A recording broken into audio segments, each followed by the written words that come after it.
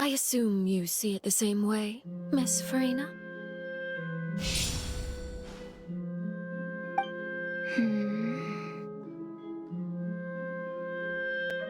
Lady Farina? Oh! yes, that's right. Just like you said, a tea party. I should thank you for providing the pastries. They look delectable. To make this tea party even more lively, I've invited someone else to join us today. It's a pleasure to meet you, Monsieur Neuvillette. I was born in Fontaine, so naturally, there's no need to introduce the nation's revered Eudex to me. Hello. The pleasure is also mine. First, I would like to thank the two of you. I'm often away on business outside of Fontaine, and I'm told that the children of the House of the Hearth have been well taken care of by you.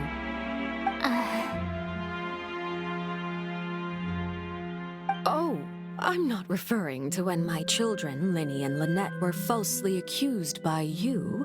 Please don't misunderstand. The children of the House of the Hearth are often misunderstood, perhaps due to the reputation of the Fatui. There's no getting around that. All I meant to say is that Fontaine has been stable in recent years. The people are well off and the children lead happy, fulfilled lives. That is something truly worth cherishing, and no one wishes to disrupt such peace. Now then, you have come regarding the matter of child, correct? Well, yes. It appears the ever-busy Eudex Neuvillette doesn't wish to waste time with diplomatic pleasantries, and hopes that we can get straight to the point of our talk. Yes, as you surmised, understanding child's situation is indeed one of the goals of this trip. As we are both diplomats from Snezhnaya, as well as Fatui harbingers, Child and I have always been colleagues. Were anything to happen in Fontaine, each of us would serve as the other's attorney to resolve the issue. So now, in my capacity as his attorney, I request that Child be turned over to Snezhnaya. We have a responsibility to cooperate with Fontaine and resolve what has happened to him together. The rules governing attorneys only apply before a trial has concluded. Since a verdict has already been rendered, we see the case as settled. I apologize for being unable to grant your request. An outright refusal. Very well. I respect all the rules of Fontaine's courts, just as I respect you as Chief Justice. Okay, why don't we back up a step? You don't need to transfer Child to us. I only request to enter the fortress of Meripede to see Child and confirm his condition. It's not like you couldn't even manage to fulfill a simple request like that. Right, Miss Farina? About that. The fortress of Meripede has always been completely autonomous. Even we have no authority to interfere there, and diplomatic issues do not suffice as an excuse. However, if you absolutely must confirm the situation of the Harbinger, I have a proposal.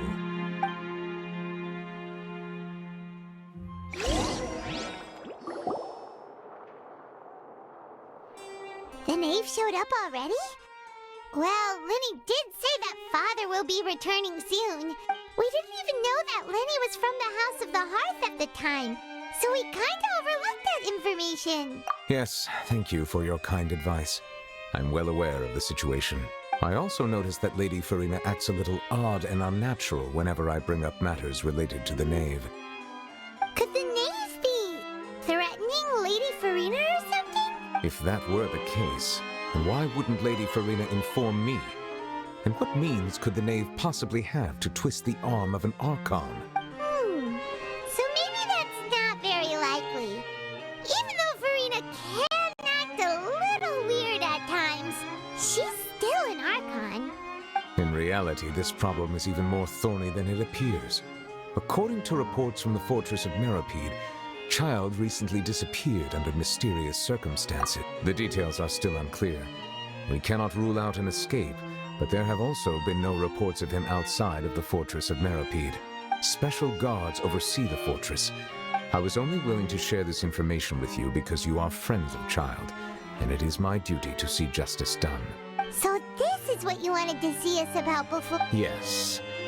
I would like you to go to the Fortress of Meropide and investigate Child's disappearance.